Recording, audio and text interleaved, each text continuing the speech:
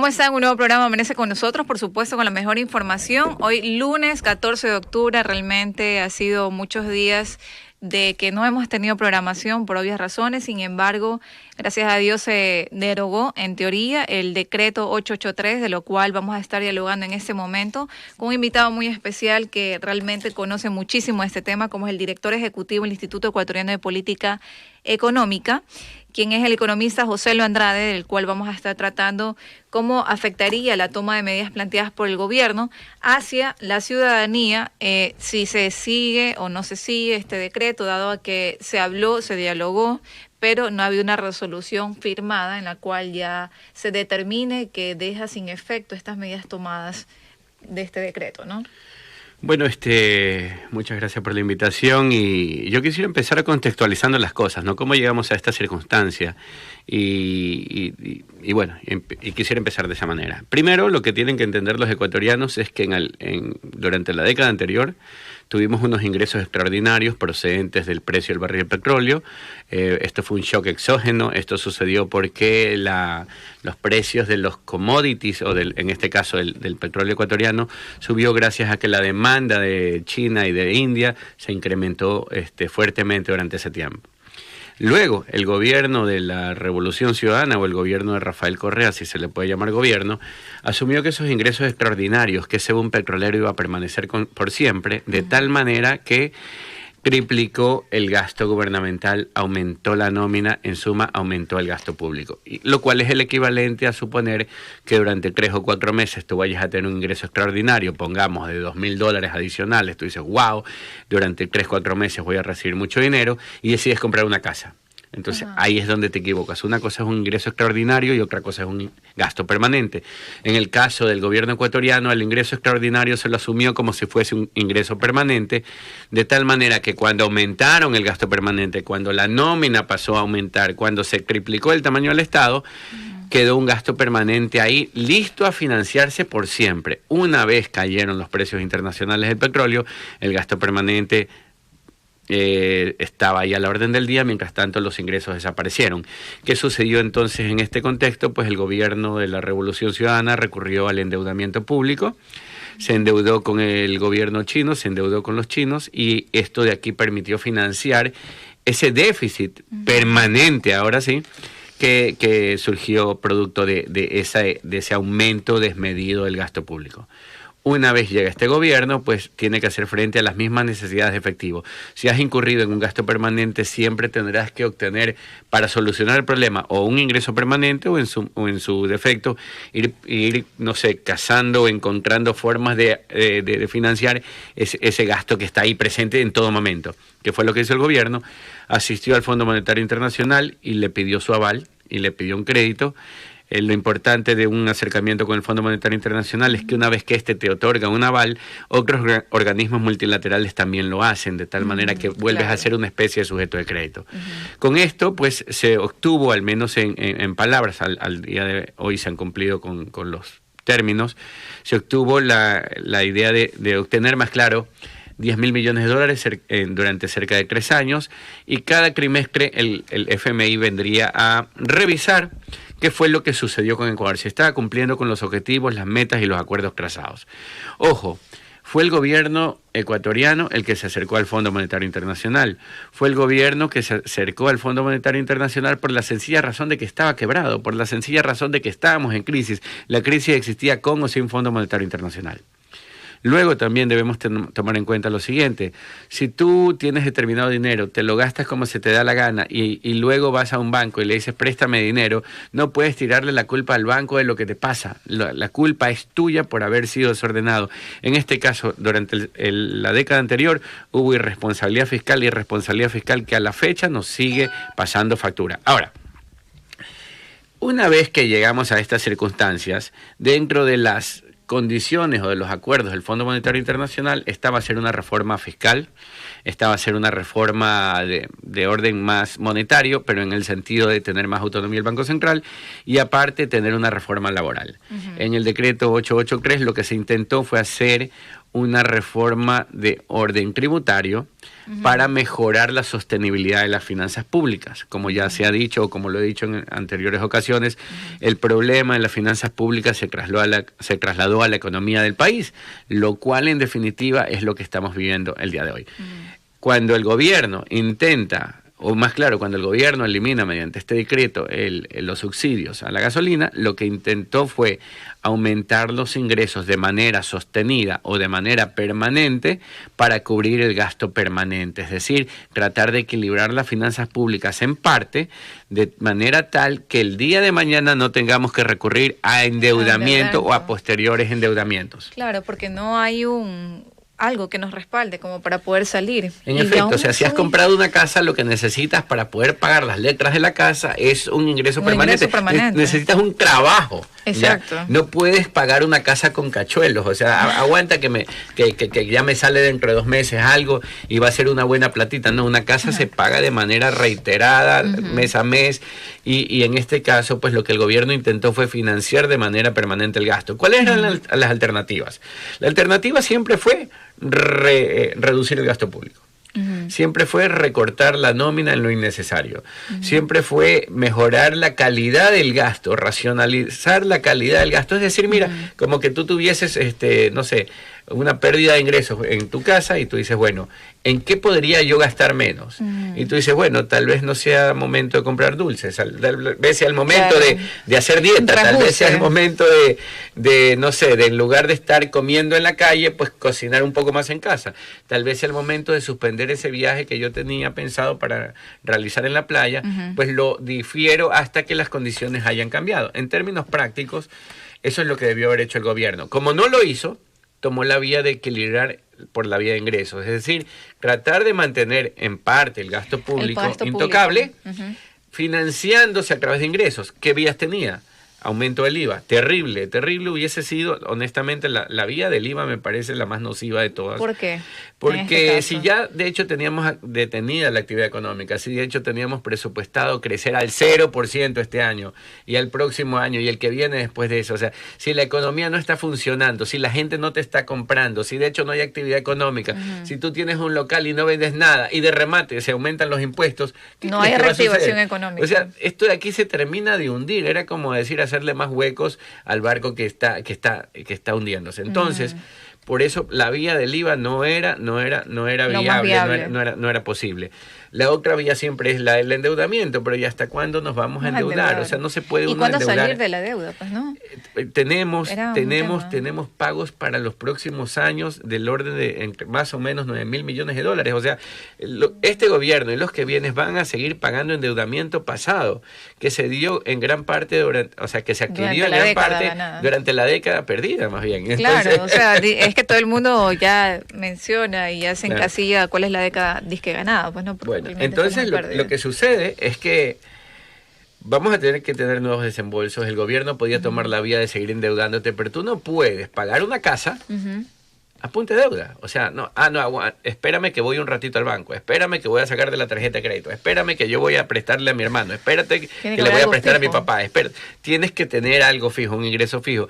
Y el gobierno tomó la vía de eliminar los subsidios para tener un ingreso permanente. Ahora, ¿por qué esto, a pesar de lo difícil que pueda entenderse, era o es una medida coherente o hasta cierto punto consistente? Porque la eliminación de subsidios era necesaria con o sin crisis. Porque era necesaria con o sin acuerdo con el Fondo Monetario Internacional. Los subsidios distorsionan el sistema económico, hacen que los agentes económicos, el padre de familia o el sujeto que está escuchándonos en este momento, disculpen, las personas que nos están escuchando en este momento, tomen mejores decisiones. Esto es el equivalente a, por ejemplo, que se eleve el precio de las papas. ¿Qué pasa cuando se eleva el precio de las papas? Ya, la madre de familia dice, está cara, mejor compro verde, mejor compro yuca, mejor compro algo que lo sustituya, de tal manera que un precio real te informa qué tipo de decisiones debes tomar como padre de familia, como ama de casa. Ahora, si el precio está artificialmente bajo y no te dice, por ejemplo, que hay escasez, que hay abundancia, y esto se refleja siempre en el precio, La gente toma decisiones como si nada pasase en el mundo. Y en el mundo lo que sucede es que el precio de los combustibles aumenta, crece o baja. El precio del petróleo crece o baja, sube o baja en determinado momento. Y esto tiene consecuencias sobre el precio de sus derivados, en este caso combustibles. Y no puede ser que si el precio se dispara, en Ecuador nosotros sigamos teniendo el mismo precio de la gasolina, que si el precio cae, nosotros sigamos teniendo el mismo precio de la gasolina. En todas las economías o en la mayoría de las economías, el precio del combustible es un precio libre que refleja condiciones de oferta y demanda. Si nosotros tenemos precios subsidiados, en realidad se emprenden proyectos que no tienen que emprenderse porque en términos reales no son rentables. Pero si les introducimos un subsidio, parecen reales, se inician y una vez termina el subsidio, oh sorpresa, el proyecto no puede operar. Es decir, en ausencia del subsidio, hay proyectos que no se emprenden porque no son viables económicamente. En presencia del subsidio, se emprenden proyectos que no son viables y que una vez se retira el subsidio, queda a la luz del día que no debieron emprenderse. Y ese es el ajuste que tiene que darse en determinados momentos. Porque necesitamos sincerar la economía del país. Y aunque esto suene técnico y aunque parezca tal vez hasta frío, le hace bien al país que eliminemos los subsidios que distorsionan el comportamiento económico, que de remate son financiados la mayoría del tiempo mediante aumento de ingresos o mediante aumento de impuestos. Claro, el tema, más allá de lo que se tiene que hablar acerca de este subsidio, que realmente, como lo mencionaba, diferentes posturas, inclusive dentro del diálogo que se manifestó ayer por horas, que se está verificando para llegar a un acuerdo y un consenso, era de que efectivamente el subsidio es la parte, como ya lo habíamos explicado de manera más técnica para que sea entendible, era el ingreso fijo para poder pagar estas deudas. Sin embargo, la vivencia criolla implica de que subió la gasolina, sube todo, ¿no? Entonces, por ende, es por eso quizás el descontento de la ciudadanía en general, en que dicen, no, sube los víveres, sube para poderse trasladar lo que son, inclusive, en teoría, derogándose, sigue igual cobrándose 35, 40 centavos, que no hay algo definido, de la cual la ATM no hace un seguimiento específico como debería de ser, ¿no? En teoría hoy, George, hoy ya se está verificando ese tema, me está manifestando ahorita. Y también damos el saludo a todas las personas que hacen sus preguntas a través de las redes sociales por www.ecuadorindirecto.com. Un saludo para Johnny Moreira. Dice, ¿puede recuperar las finanzas públicas cobrando las deudas perdonadas? O caso, el quito de los subsidios. ¿No es la receta del Fondo Monetario Internacional y la troquia? Bueno, esto de la troquia europea, a ver, vamos a ponerlo así. Primero, yo creo que es bastante iluso hablar de la recuperación de unos dineros que se encuentran perdidos, ¿ya? Porque no se está haciendo lo necesario. No es que no se deba hacer, no se está haciendo lo necesario y lamentablemente esto sucede porque parte del gobierno de la Revolución Ciudadana todavía se encuentra presente en el gobierno actual. Y yo creo que hay muchas personas interesadas en que no avancen determinadas operaciones en pro de buscar justicia, en pro de buscar eliminación de la corrupción. Sin embargo, aunque nosotros lográsemos recuperar parte de lo robado, eso sería el equivalente a un ingreso extraordinario, no es un ingreso permanente. Eso sería el equivalente a decir, mira, qué bien que hayas obtenido, no sé, 2.000 o 3.000 o 4.000 dólares para pagar las letras de la casa, pero tarde o temprano este ingreso extraordinario desaparece y sigues con un egreso permanente que se debe básicamente a que se triplicó el tamaño del gasto público, para ponerlo como ejemplo, o que aumentó el gasto del sector público de manera exagerada durante la Revolución Ciudadana. Lo que quiere decir es que los ingresos extraordinarios no pueden sostener un gasto permanente. Por otro lado, con respecto al tema de si sube todo y de cómo se traslada. A ver, lo cierto es que cuando se elimina un subsidio, lo que hay es un salto de precios. Este salto de precios quiere decir, va a haber un ajuste, tiene que haberlo. Pero sin especulación. Es que nosotros especulamos en todo momento. Por ejemplo, yo especulaba... mejor ni te cuento lo que especulaba. Pero, especular es hacerse una idea sobre lo que va a suceder en el futuro. Especular es decir, por ejemplo, mira, ahorita hay un buen clima, yo creo que debería comprar arroz, tengo la impresión de que va a haber una sequía, así que compro arroz el día de hoy, lo guardo el día de hoy, y en el momento en que hay sequía, en el momento en que no hay buen clima, lo saco y lo vendo. En ese sentido, la especulación, el tratar de imaginarse cuáles son las condiciones futuras, es razonable, es prudente y es necesario, ¿ya? Porque hace que las personas previsivas digan, mira, no siempre va a haber buen clima, ¿qué tal si guardo un poco de arroz para cuando no lo haya? Entonces, claro, en el momento en que no lo hay, estas personas previsoras ponen el arroz a disposición de la gente, probablemente a un precio superior, pero van a poner el arroz a disposición de la gente y la gente dirá, en buena hora que hubo alguien previsivo que especuló sobre la idea de que podía el día de mañana no irnos tan bien. Entonces, lógico que ese utilizar dinero para comprar arroz en este momento, guardarlo, esperar un tiempo, tiene que tener un premio. ¿Ya? Porque estás renunciando a consumir el día de hoy, no te estás comiendo la plata como el resto, estás guardando el arroz pensando en el futuro, pensando en que las condiciones no se mantienen siempre, y obviamente cuando llega el momento de la escasez, tú dices, bueno, yo tengo arroz y estoy dispuesto a venderlo por un precio diferente al que normalmente se vende, porque yo hice el sacrificio, no lo hicieron ustedes, yo no comí, yo no salí a bailar, yo no estuve en el concierto, yo no estuve en la fiesta, yo no me fui al cine, yo guardé. Y de hecho, hasta deberían darme gracias por haber hecho esa especulación sobre las condiciones futuras. Sin embargo, especular es decirle a una chica, tú me gustas esperando un sí, porque nadie dice, tú me gustas esperando un no. O sea, tú estás diciendo, a ver, yo le voy a decir que sí y espero... le voy a decir que me gusta y espero que me diga que sí, porque si ya sabes que te va a decir que no, no haces la inversión, hermano, es así de sencillo, no haces el gasto, no caminas en esa dirección, a nadie le gusta estrellarse. Claro. ¿Ya? Entonces, en términos prácticos, ¿qué sucede cuando aumenta el precio o más claro, qué sucede cuando el subsidio se elimina? Tiene que haber un ajuste en la economía, los precios tienen que ajustarse, y esto de aquí, para reflejar las nuevas condiciones de mercado, es que tienen que ajustarse los precios.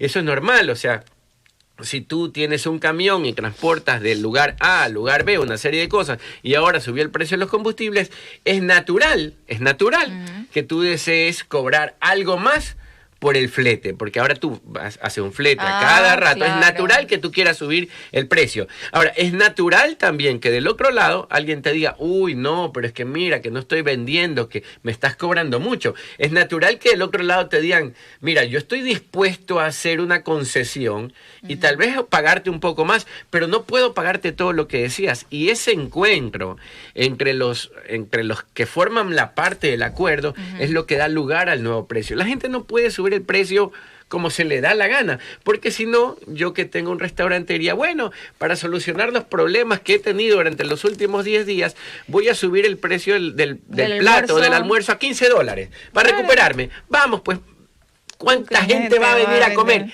Nadie, así de sencillo. No puedo poner el precio que se me da la gana, eso es un mito. Puedo poner el precio que especulo, me puede servir. Pero si luego de un rato, de repente, tú vienes y comiste, no sé, a $5 el almuerzo y dices, oye, estaba caro, mañana no vengo. Entonces yo que cobré 5 hoy, al día siguiente, con el transcurso de los días, diré, no es mala idea, ya no está viniendo la gente, mejor me bajo a 4 a ver qué pasa. O siguen sin venir, es mala idea, mejor me bajo a 3.50 a ver qué pasa. O siguen sin venir, parece ser que todo el mundo está cobrando 3, entonces me bajo a $3.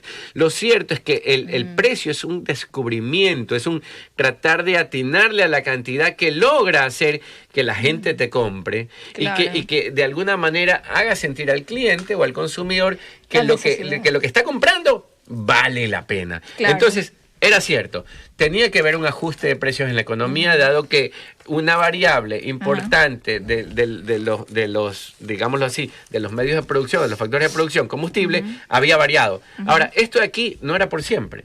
Una vez hecho el ajuste, nos adaptamos a la nueva realidad y en la nueva realidad tal vez sea necesario decir, mira, olvidemos el viaje por todo el Ecuador en varios vehículos. ¿Qué tal si mejor vamos en 2 todos los que íbamos a viajar? De tal manera que se racionaliza el consumo del bien, el agente económico adopta una nueva forma de actuar y de esa manera se utiliza mucho más eficientemente el recurso que ahora resulta ser relativamente escaso. Claro, pero también existe la contraparte, porque es evidente que se necesita y se requiere un nuevo costo, ¿no? Por el tema de que se quitaron los subsidios. Pero también es evidente el tema de que no hay un salario básico unificado que realmente se pueda establecer como para pagar el nuevo costo. Si la canasta básica actual, en teoría, está en 700 y pico, que no recuerdo en este momento, con el alza de los productos va a incrementar a $800. Sin embargo, el salario básico unificado creo que está en 399 o 400. Bueno, en términos prácticos lo que se puede hacer es compensar de otra manera al Hay un ciudadano. déficit del doble, del 50%. Bueno, lo que pasa es que la canasta básica está pensada no para que la pague un solo participante digamos, no un solo salario, sino estamos hablando de un hogar. Estamos hablando de un hogar y se supone que en ese hogar 2 componen el ingreso. En teoría, pero entonces, la mayoría no son los. Bueno, lo cierto es que eso es el... Bueno, sencillísimo. Una canasta básica compone alimentos y cuestiones necesarias para una familia promedio. Por lo tanto, si hay una familia que no tiene todos los componentes, tal vez en este caso el padre de familia, ya, y no tienen varios niños, suponiendo que fuese el caso, pues la canasta es un tanto diferente. Ya. No estoy diciendo que esa es la solución que es lo más viable, porque de hecho 2 componen mejor o paran mejor la olla que uno solo.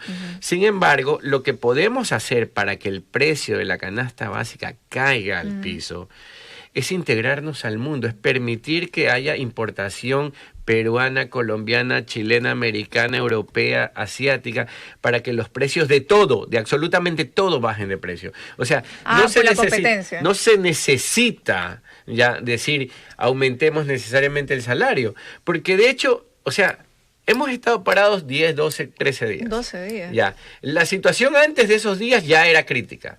Se habla de que vivimos en crisis en el Ecuador. Se habla de que no hay crecimiento de la economía. ¿Con qué plata vamos a comprar? ¿Con qué plata vamos a pagar? Si eres empresario, tranquilos que hay crisis, así que voy a subir los salarios. Eso es parte del costo de producción nacional. Claro. O sea, no es una decisión de simplemente, mira, hoy amanecí más buena gente y te voy a pagar más. Claro, hoy soy un ser más detestable y por lo tanto te voy a pagar menos. No, los salarios también obedecen a la realidad de la empresa, a la realidad del sector, a la realidad de la economía. Entonces tienen que ver precisamente con esos determinantes. Si la realidad de la economía es estamos creciendo, hay boom, hay buenas expectativas, la gente piensa que las cosas van a mejorar, acaba de llegar más inversión extranjera, acaban de venir personas que quieren invertir en el país, que quieren poner negocios en el país, acaba de llegar más banca que está dispuesta a otorgar crédito, nosotros hemos hecho la tarea y estamos siendo espacio atractivo para los inversionistas, pues en ese momento el salario va a subir naturalmente, pero en medio de la crisis no puedes decir, vamos a subir los salarios, porque la pregunta es, bueno, ¿y con qué lo vas a pagar si no estás vendiendo? Claro. O sea, no puedes, esta es una decisión que tiene que tomar cada uno en su sector, que es una decisión que tienen que tomar los que componen la realidad del negocio, los que saben qué es lo que está ocurriendo. Si en este momento, por ejemplo, ustedes tuviesen 100 auspiciantes más para no sé, para cuñas publicitarias, pues tú podrías decir, bueno, miren, yo puedo contratar personal porque tengo ya que tenemos eso, que ha llegado este ingreso, pues podemos hacer algunos cambios, podemos darnos un bono, podemos hacer estas cosas. Claro. Pero si por el contrario, la mitad de los auspiciantes se retiran, no vamos a decir, es momento de aumentar el salario, es el momento de hacer los cambios. No se puede. O sea, la realidad es la que dispone de las cosas. Y en este caso teníamos que ajustarnos a la realidad. Ahora, también es falso que todo se traslada al consumidor, ¿ya? Porque, o sea, aunque hay algo de cierto en ello, no es totalmente cierto que todo se traslada al consumidor. Por ejemplo, durante esta semana, te digo porque también tengo un negocio por ahí de restaurantes, compro arroz, ¿ya? Y el precio del quintal se triplicó durante toda la semana. Ya, o sea, todos los ecuatorianos saben que al acercarse a un supermercado no encontraban una serie de cosas, porque estaba sucediendo eso en el país, o al menos en Guayaquil, ¿no? Entonces, aunque los precios de todo aumentaron para nosotros, los que estamos en el negocio de restaurantes, yo no es que al día siguiente puse un letrero, bueno, y ahora el almuerzo cuesta $5. No, pues. No podía, porque de hecho, no había gente.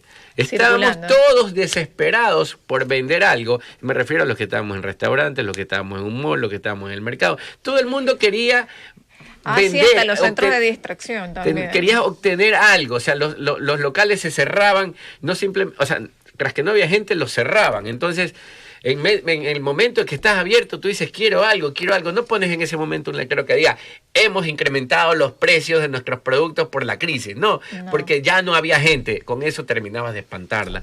Así que se absorbe por parte del empresariado, de la gente que hace negocios también las pérdidas. Todos absorbemos, todos somos parte del problema, todos es lo que hablaba, sufrimos el problema. Que instintamente afectaría esto a todos, no solamente al consumidor, a las personas, a la clase obrera, clase media, sino clase empresarial también. Te lo pongo de esta manera. Este fin de semana escuché que en 6 días los floricultores perdieron $120 millones. Sí. $120 millones, así, alegremente. Ya, la gente que tiene producción agrícola me contaban que si tú tienes mandarinas y las sacas al máximo en 3 días, no sé, tienen que estar acá en Guayaquil. Si no lo hiciste, eso se va a poder ir. Se han tirado leche por cantidades industriales a la basura. O sea, se las tiró a los ríos hasta donde tengo entendido.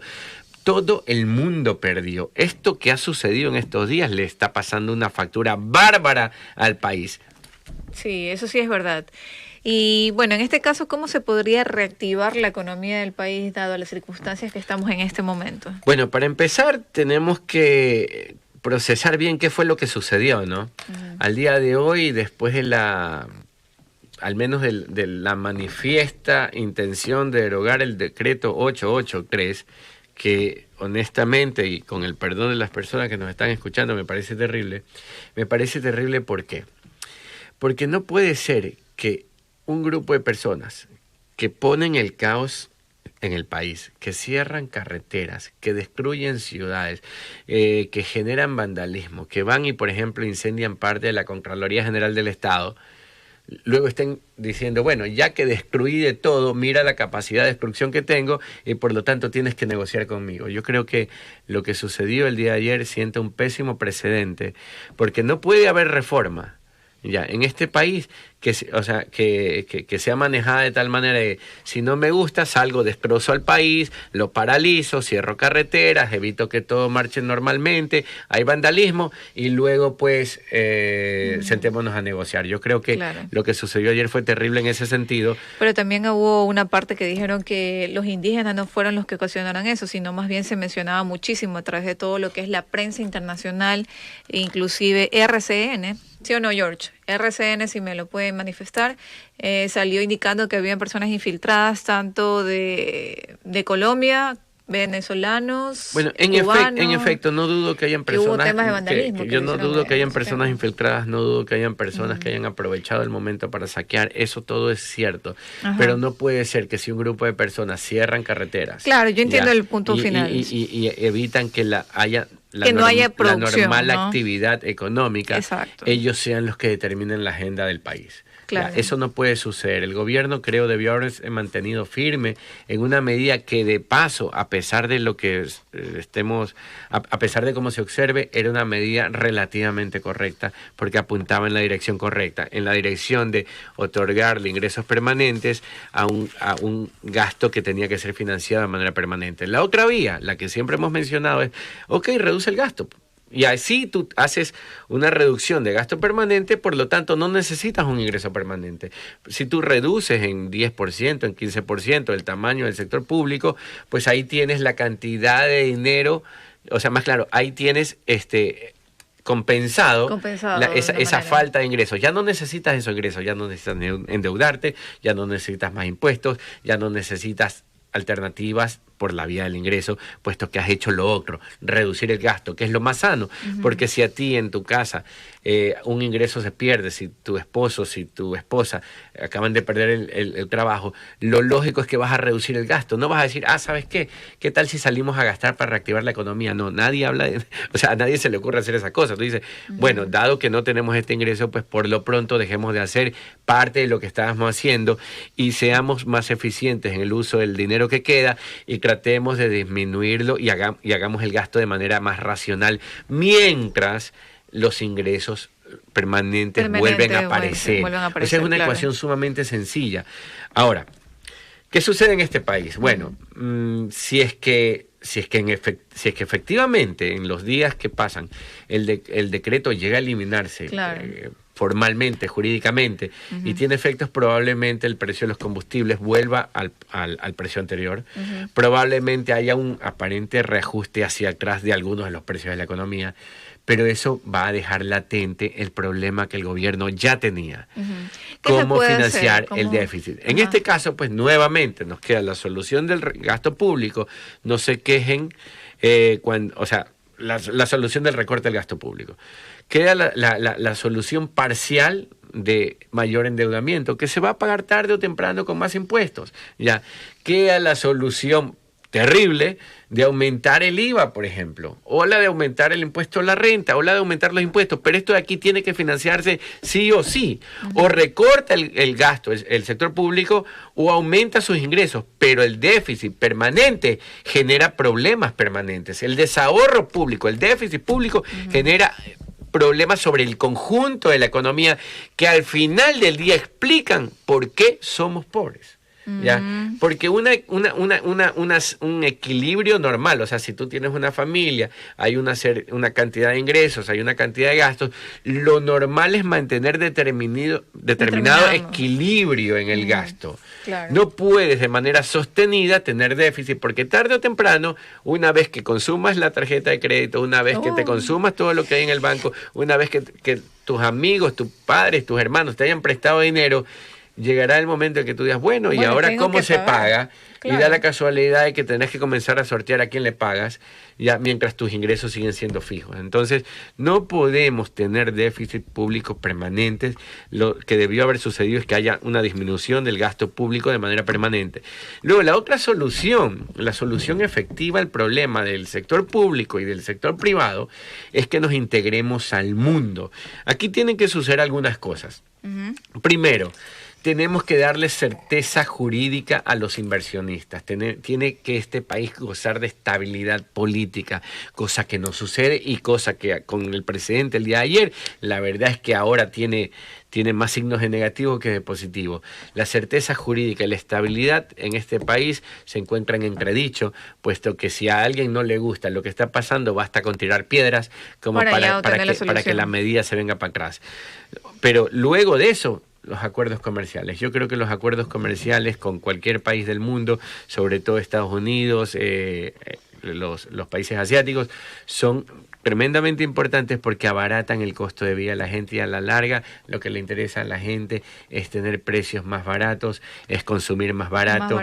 Es acceder a bienes, sean refrigeradoras, lavadoras, cocinas, cualquier cosa, a precios más módicos. Eso es lo que va a aumentar el poder adquisitivo de nuestros salarios. Eso es lo que se denomina en términos prácticos el aumento de los salarios reales.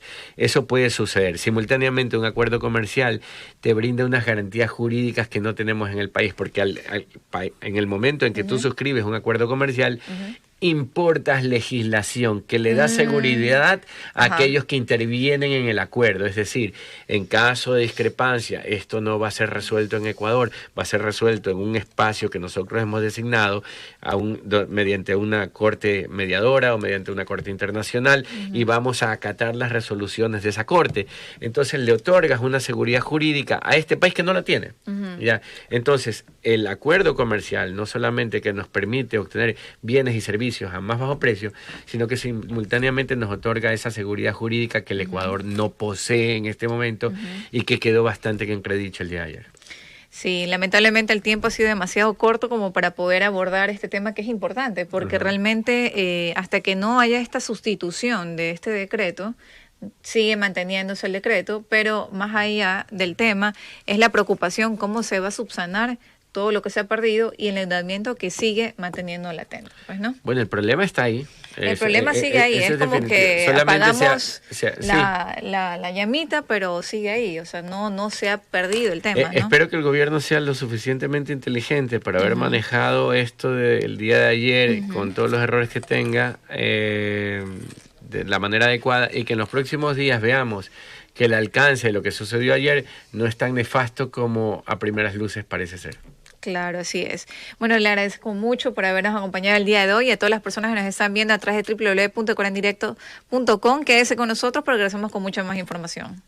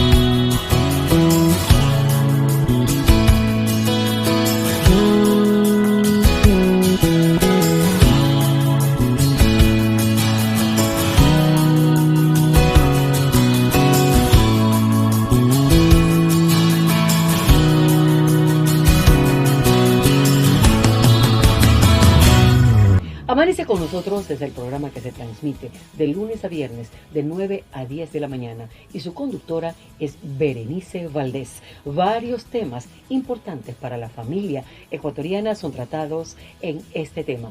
Amanece con nosotros, Ecuador en directo.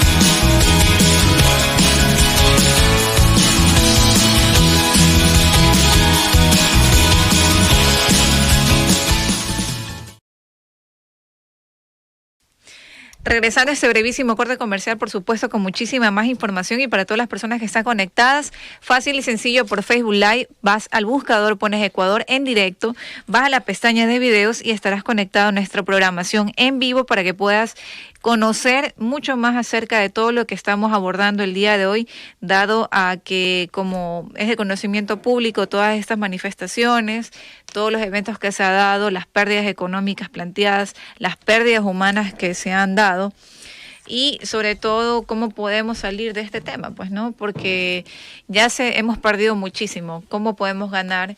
¿Cómo podemos afrontar esta situación y el compromiso y la solidaridad de todos nosotros ante esta situación que se está dando, ¿no? En este momento vamos a estar tratando un tema importantísimo que todos nos habíamos preguntado en un momento, ¿cómo se está manejando este tema, ¿no? Vamos a hablar acerca con la comisionada nacional del Comité Internacional de Derechos Humanos de Ecuador, quien es mi querida licenciada Desiree Zuluaga. Gracias por estar con nosotros. Vamos a estar abordando este tema importante, cómo la ONU y los derechos humanos del Ecuador han asumido este rol frente al diálogo que existió el día de ayer, ¿no? Bueno, para mí es un honor poder estar acá, Berenice. Gracias por tocar estos temas de vital importancia a nivel país. Realmente realmente conmocionados con la situación que estamos atravesando a nivel de todo nuestro país, viendo a nuestros hermanos, porque son nuestros hermanos los que caen, unos contra otros violentando su derecho. Realmente es triste, es una realidad que parece salir de un cuento de terror, sí, pero es una triste realidad que estamos atravesando, en donde yo creo que se están haciendo esfuerzos continuos. La ONU, que es la Organización de las Naciones Unidas, se ha pronunciado justamente por esto, porque hay que, de una u otra manera, parar con esta situación. De una u otra manera tenemos que aprender a mediar, y mediar a base del diálogo, a base de una voluntad indomable que a veces va más allá de los egocentrismos o va más allá de los caprichos de pronto que se puedan generar. Pero yo creo que si todos de una u otra forma, mancomunadamente, ponemos nuestro aporte, se pueden hacer maravillosas cosas. Como Comité de Derechos Humanos también hemos pedido, hemos solicitado a todo nuestro país que entremos en una mediación, que entremos en un diálogo abierto, donde expongamos con lógica qué es lo que realmente beneficia a un pueblo, porque no es el beneficio de una sola persona, es el beneficio de un pueblo, es el beneficio de niños, de niñas, de adolescentes, de jóvenes, que son el camino, son el futuro de nuestro país. Claro, porque uno aquí, por ejemplo, ya está, por lo que inclusive mencionaron dentro del diálogo, ¿no?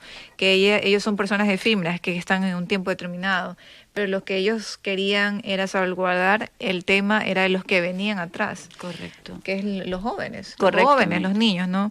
Y sobre todo parar esta situación en el sentido de que vimos muchas pérdidas humanas. Lo que nunca se manifestó, por ejemplo, fue que estas bombas lacrimógenas que se esparcieron por todos lados en los centros de acogida, una de ellas era el Hospital Eugenio Espejo y la maternidad, ese gas lacrimógeno llegó a los recién nacidos, muchos de ellos fallecieron. Nadie informó de eso, niños fallecieron. ¿Por qué? Porque las madres indígenas en sus manifestaciones, pensando que iban a ser pacíficas, llevaban a sus hijos, murieron, adolescentes fallecieron. Muchos perdieron extremidades, han perdido el ojo, no solamente por parte de los manifestantes, también policías, militares, Fuerzas Armadas. Esta era una lucha de Ecuador contra Ecuador. Yo no veía una lucha ante un ideal. No, realmente es así. No, realmente es así. Cuando se prepara a un soldado, cuando se prepara a alguien para justamente respaldar un país, jamás se les dice que tiene que agredir a su propio pueblo, jamás. Lo que también se indicaba, por ejemplo, era de que ellos dentro de sus manifestaciones, estoy hablando directamente con alguien que vivía en Quito, que lo evidenció, que no pudo salir porque prácticamente era imposible de hacerlo, era de que cuando ella estaba en su manifestación pacífica, ya, lo que hicieron es comenzarles a lanzar gas lacrimógeno. Ellos, como acto de protección a sus vidas, tuvieron que dañar las vías públicas para sacar las rocas de las aceras, para poder lanzar a los policías para que no echen el gas. Entonces ahí empezó y comenzó el tema de que se ve, Quito está destruido, ¿no? Porque también hubo bastantes personas infiltradas, eso hay que decirlo. ¿no? Hay que dejarlo claro. No solamente se podría, he visto mucho en redes sociales que sea los indígenas. Hubieron muchas personas infiltradas. Claro que sí. Los indígenas cuando estuvieron reunidos en la Casa de la Cultura, ¿no? En el Teatro de la Casa de la Cultura, hubo esta manifestación de vandalismo, de terrorismo, que se metieron en la Contraloría, la quemaron en la Contraloría, la rompieron. Hubieron muchos expedientes que aparecieron afuera por sorpresa, ¿ya? Entonces no se puede decir que fueron los indígenos estaban reunidos en la Casa de la Cultura, mientras que en la Contraloría estaban otras personas. Hubieron eso actos vandálicos. Es correcto. De hecho, en esa situación referente se ha dicho la verdad. Había muchos grupos de gente, vándalos que realmente estaban haciendo ataques, pero ataques desenfrenados por definitivamente dañar a un país y dañar muchas otras cosas más, porque hay cosas ocultas ahí, ¿no? Pero sin embargo, sí, también se veía un odio desmedido, se veía tal como lo muestras, es verdad, era un enfrentamiento, pero un enfrentamiento a matar. No había un punto en el que las personas encontraran ese ser humano, esa calidad humana que todos debemos tener por dentro, claro. Y donde tú te das cuenta y dices, no, esa persona no, es una persona inocente. Acá pagaron justos y pecadores.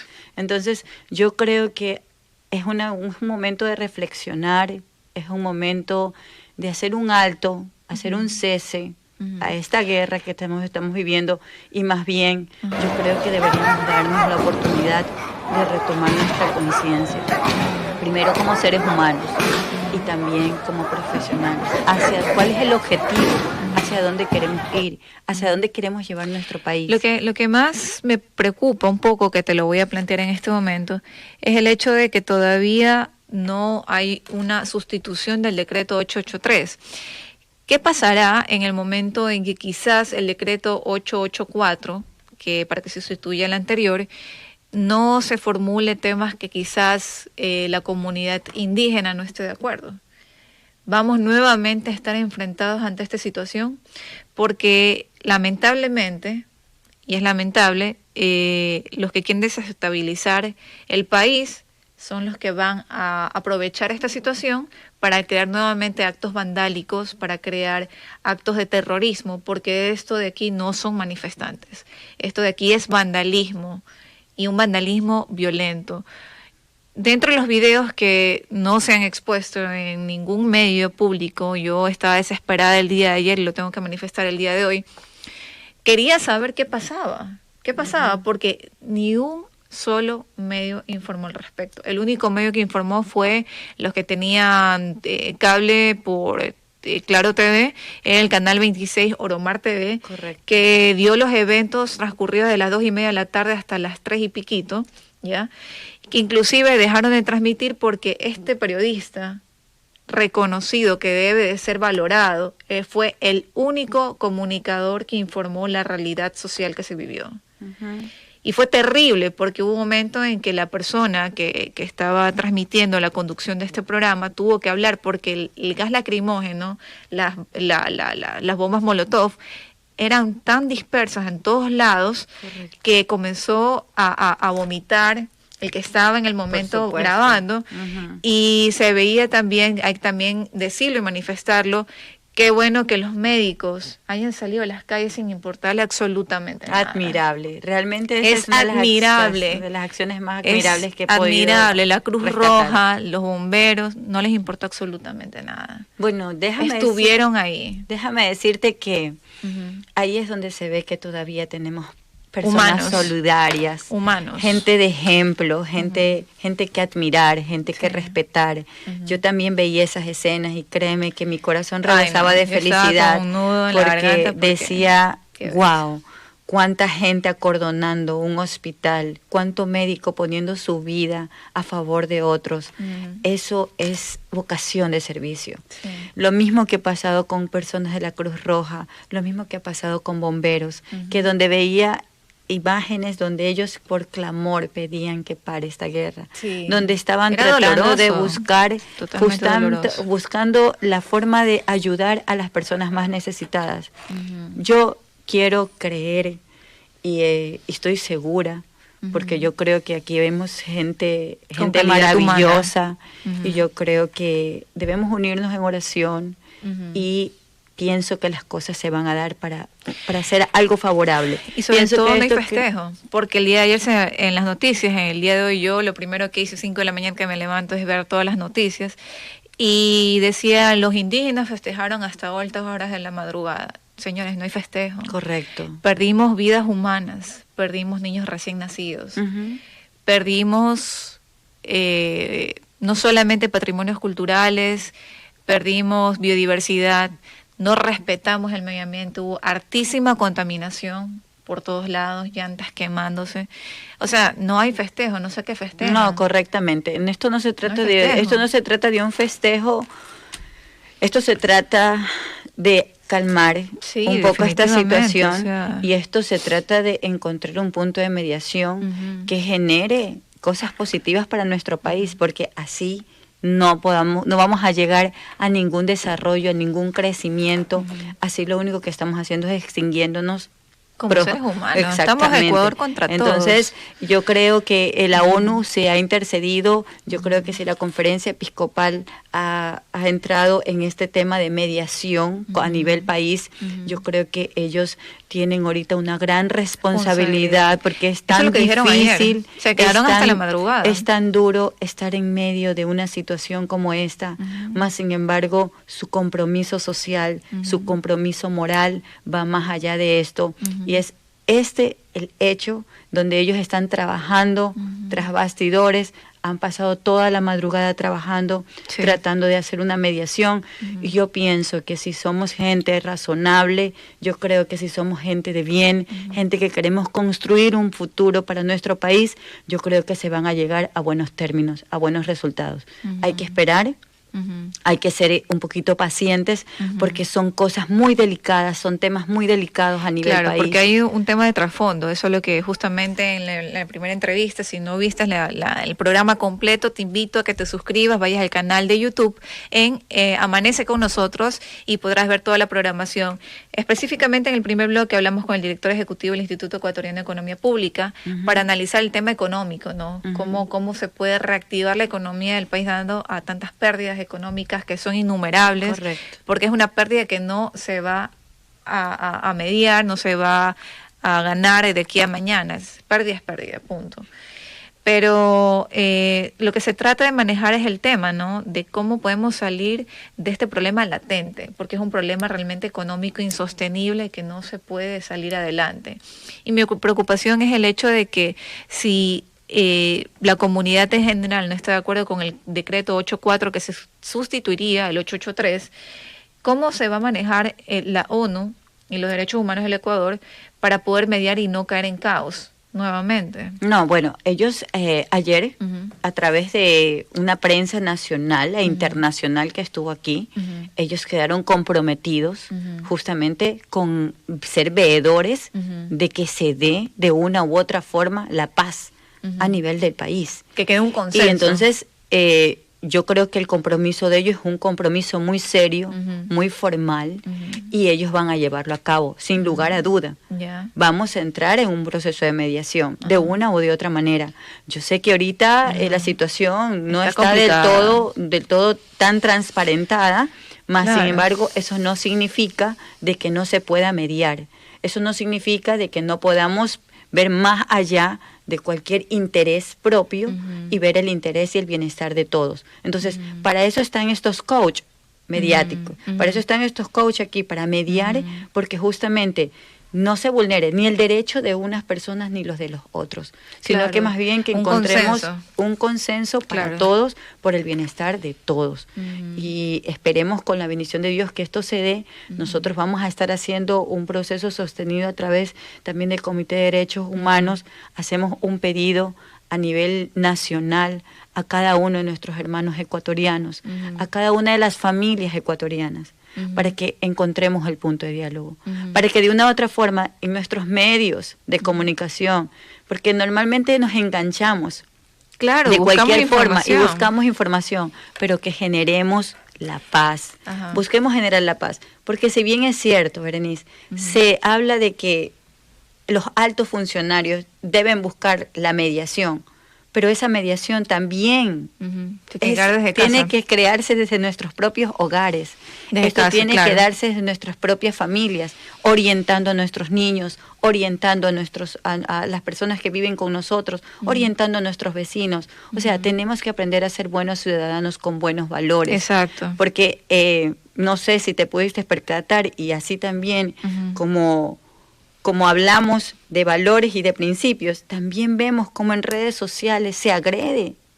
Cómo Hubo en de redes todo. sociales Hubo de todo. se Inclusive- discrimina a las personas Exacto. de uno u otro lado. Entonces, Y de eso ese no punto- genera nada positivo. Y de ese punto me gustaría manifestar algo. Inclusive el día de ayer hubo un diálogo entre mi propia familia, un chat, donde se mencionaba que no, que sí, que solo los indígenas. Le digo, aquí afectados todos. Correctamente. Hay militares, policías Así de las es. Fuerzas Armadas, marinos Es una y demás, diversidad. que tienen familia, sus hijos los esperan en casa y ellos también han perdido. Por supuesto ¿Ya? que sí. Entonces no solamente se trata de un pueblo, discriminar a unos, discriminar a Así no, todos somos ecuatorianos. Así La afectación es invalorable, invaluable, se ha perdido no solamente a nivel económico, se ha perdido vidas humanas que no van a volver. El director de la CONAIE, ¿por qué fue el tema de que los indígenas, con respeto lo estoy manifestando, se pusieron mucho más enojados o molestos para que se llegue su voz? Fue porque murió su presidente. Lo manifestaba en ciertos medios que él tuvo una caída y que tras esa caída fue que falleció. Sin embargo, cuando ya comenzaron a analizar el tema, porque yo me fui a las fuentes internacionales, dado que los medios tradicionales no informaron, y es lamentable esto, tiene que informarse. Muchos de ellos decían, bueno, no informamos todo porque nosotros también dependemos de la voz mayor. Si no, no podemos hacer eso, ¿no? Pero yo creo que más allá del tema, el no informar también es una parte de ser violentos. Claro que sí, claro que sí. Porque la gente está conmocionada. Nosotros en casa, nadie informaba nada, no, decíamos, pero ¿qué es lo que está pasando? ¿Qué sucedía? Íbamos a las redes sociales. En las redes sociales había de todo, desde fake news, noticias falsas, hasta trolls, había información veraz, había otra información que no estaba contrastada, pero había desinformación. No porque nosotros seamos ignorantes, sino porque la gente no decía la situación real como era. Si uno iba, no sé si George nos puede ayudar con el video de la recopilación de todos los medios internacionales, de las noticias de Ecuador, la situación que estuvo durante estos 12 días de paralización. Los únicos medios que informaron la realidad que existió fue RCN, CNN, el New York Times. Hubo medios en Argentina, en Chile, en Paraguay, en todos lados, menos en Ecuador. Entonces era una situación en que la desinformación generaba más caos, porque escuchaba lo que decía el vecino. Correcto. Por ejemplo, hubo un caso que inclusive el día de ayer yo me senté a dialogar con mi mamá y con una amiga de mi mamá. La amiga de mi mamá decía, no, pues ¿cómo vas a creer si el Nebot dijo que los indígenas que se queden en el páramo? Y mi mamá decía, no, realmente yo vi todo el enlace que realizó Nebot y lo que mencionaba era otra situación. Entonces hubo mucha desinformación que al final del día tú tenías otra visión. Tenías otra visión de la interpretación que decía una persona, pero no la realidad de lo que se manifestaba. Entonces eso creía una conmoción, creaba el caos, creaba odio hacia ciertas situaciones, en vez de crear la paz, el consenso, el equilibrio. Correctamente. Yo creo que esas son cosas que a nivel de medios se deberían mejorar de una u otra manera. Yo creo que este ha sido como el piloto de una situación difícil que hemos atravesado a nivel país. Y yo creo que nunca ha pasado una situación como esta, más sin embargo yo creo que los medios deben aprender la lección. Es importante transparentar una información verídica a nivel país, sea cual fuere. ¿Para qué? Para que no exista este caos, para que no exista esta situación donde muchas personas que malintencionadas ofrecen y una información distorsionada que lo único que causa es mucho más terror, es mucho más distorsión, es mucho más odio entre nosotros mismos. Odio. Era y se el genera odio latente que se veía. y esa es la discriminación que existe por todos los memes hechos, efectuados por personas que de pronto no tienen esos principios, esos valores éticos. Y es difícil, es terrible, es terrible mediar con esa situación, porque eso genera más conflictos, eso no aúna y no crea la solidaridad. Debemos ser más empáticos al momento de tomar buenas decisiones. Yo creo que mirando siempre el interés superior de un pueblo en general, porque cuando generan este tipo de discriminaciones, cuando generan este tipo de contenido que no es contenido positivo, lo único que hacen es dañar psicológicamente a niños, a niñas, adolescentes y a personas de familias. Y hablando de ese tema, por ejemplo, muchas personas que nos queríamos mantener informadas al respecto veían muchas imágenes muy crudas, ¿no? Y los niños veían eso, porque lamentablemente estaban por ahí. Yo, en lo personal, trataba de que mandarlo a mi hijo a jugar, mientras yo tenía que verificar la información para poder emitir la información y crear un contenido efectivo. Porque ¿de qué me sirve yo ahorita hablar de un tema X y emotivo que también es prioritario e importante que la ciudadanía conozca, pero necesitamos hablar de este tema? Tema latente, cómo se va a manejar desde tanto la parte pacífica, desde la parte económica, desde la parte política, ambiental, porque es necesario hacerlo. No podemos hacernos caso omiso a algo que lo estamos viviendo. Creo que es necesario poderlo plantear, poder cambiar, dar ideas, transparentar la información, crear que se sumen nuevas personas a crear un formato específico, ideal, que se pueda sumar, ¿no? Porque inclusive yo estuve hablando dentro de estos días de manifestaciones con el rector de la UTEC, por ejemplo. Ellos sacaron una plataforma que se llama Piensa Ecuador, ¿no? Entonces yo le dedicaba a ver, ¿sabes qué? ¿Por qué no se hace un proyecto, ¿no? Donde varias personas en sus diferentes profesiones indiquen su punto de vista para ver qué se puede mejorar, ¿no? Desde el aspecto económico, desde el aspecto social, desde el aspecto empresarial, porque los empresarios también se afectan de alguna otra manera. Entonces, no solamente se trata de que el más vulnerable, el más pobre caemos todos, señores, todos. Esto les afecta a todos. Porque el niño no puede ir a la escuela a estudiar, la persona de clase obrera o clase media quiere ir a trabajar y no puede porque no hay cómo trasladarse. Así es. El empresario tiene pérdidas económicas porque no los dejan producir, no los dejan importar o exportar. Entonces el problema es enorme. Yo creo que hemos perdido mucho a nivel de todo nuestro país, hemos perdido mucho en patrimonio, hemos perdido mucho en la parte cultural, hemos perdido muchísimas cosas más. Sin embargo, yo creo que es hora de replantearse y reinventarse, como siempre digo, ¿no?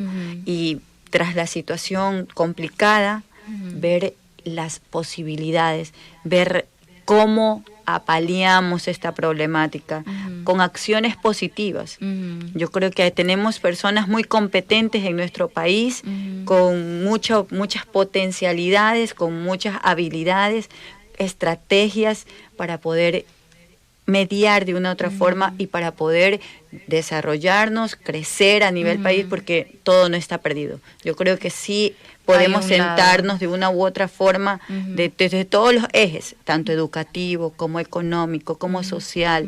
Podemos sentarnos y buscar nuevas posibilidades y alternativas para crecer. Para crear un diálogo positivo. Y para crecer a nivel país. Sí, más que todo yo creo que más allá del tema de que salgamos de esta deuda, de salir de estas pérdidas, de salir de todo lo que se está dando, que es palpable el tema, ¿no? Es que acabe estos temas de odio, de decir desinformación que no es verídica, de contrastar la información real. Para esto se necesita que los medios de comunicación emitan información como deben de ser. Correctamente, yo creo que sí. Es necesario. Yo creo que estos programas como los que tú haces son programas muy constructivos. Yo sé que son programas que generan situaciones positivas, generan comportamientos positivos, claro, porque por hay una información clara, transparente, donde lo que hacemos es aportar positivamente. Exacto, y entonces esto es lo que todos los medios deberían tener como objetivo. Sí, informar, pero informar no para destruir, para aportar, sino para construir.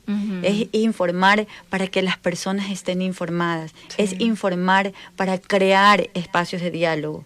Yo creo que si todos aprendemos a visionar con objetivos razonables y lógicos, yo creo que la situación podría cambiar muchísimo a nivel de todo nuestro país. Y va a cambiar. Porque tenemos que juntarnos, aunarnos todos en esfuerzos, y yo creo que todos juntos lo vamos a lograr. Así es. Definitivamente le agradezco muchísimo a mi querida Desiree por habernos acompañado el día de hoy, esperándola tener para hablar acerca de otros temas importantísimos. Claro, Dentro de hay un tema que está ahí en backup, pero pronto lo vamos a tener para todos ustedes, para que sobre todo conozcan más información de la que se requiere.